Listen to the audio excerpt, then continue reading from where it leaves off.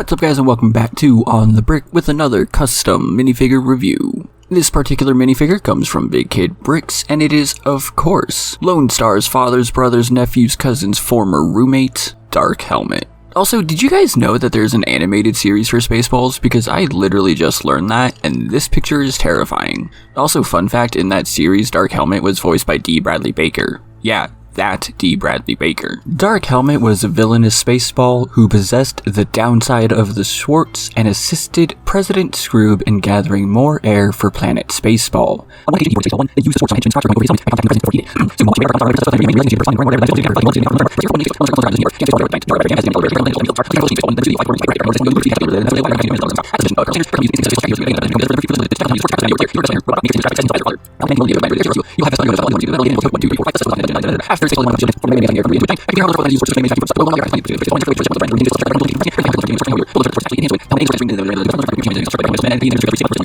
I had to speed that up, otherwise this whole review would be over. This is actually an incredibly basic minifigure. There really isn't anything to talk about here. But we will start off with the custom lightsaber. I don't remember Dark Helmet having a lightsaber. This is a custom mold from BigKidBrix and it doesn't look too bad, but there are pieces I think he could have used instead, and I've seen other people use. For instance, here is one of my Iron Men, and this piece that he holds onto is exactly what I'm talking about. Pretend that this was green to match the blade here, switch this out, and there you go, now it looks like a ring instead. I personally think that would have worked a lot better actually, but oh well, it's a simple change I can make. The actual minifigure is pretty basic. The legs here are just small legs, they can't bend unfortunately, they're not those types of legs. The torso printing is alright, you can see that it sort of looks like him with the tie and all, but there's no dimension here, there's no depth here. This is extremely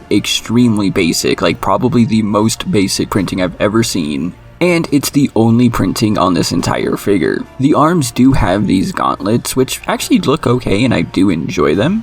Though I don't actually know how appropriate they are for Dark Helmet. He didn't really have gauntlets, he just had gloves. But as you can see, there is literally no other printing on this figure at all. You can lift the cape and everything, it's one of those older capes as well, but there's nothing on the back or the sides or anything like that. But with that said, of course, the point of getting this figure is this helmet, which is a custom-made part, and it is actually a custom-made part by him, unlike other items. And honestly, I think it looks good. There are times when I look at this helmet and it seems like the eyes or the whole thing is just slightly off-centered, and then there's other times I look at it and it's perfectly fine. So I need you to tell me, looking at this thing, is it off-centered? Is it not lined up and not symmetrical? Or am I just seeing things? Like, does it depend on the way that I'm looking at it? Or what's going on here? Unfortunately, my helmet does have this big old dent in it, which is not how it's supposed to be. I thought maybe this was supposed to be indicative of when he crashed after the ludicrous speed scene, but nope.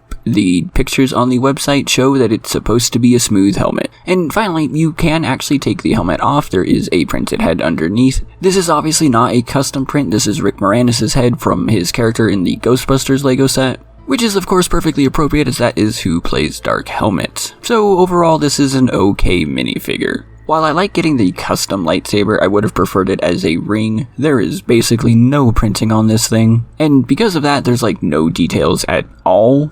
And the helmet is nice, it's just a shame that mine came with that dent in it. So this is one of those where if you're a fan of Spaceballs, maybe I would reach out and get it, but if you don't really care that much, you can go ahead and pass up on it. And on Tuesday, I'll be showing off my custom Eagle 5.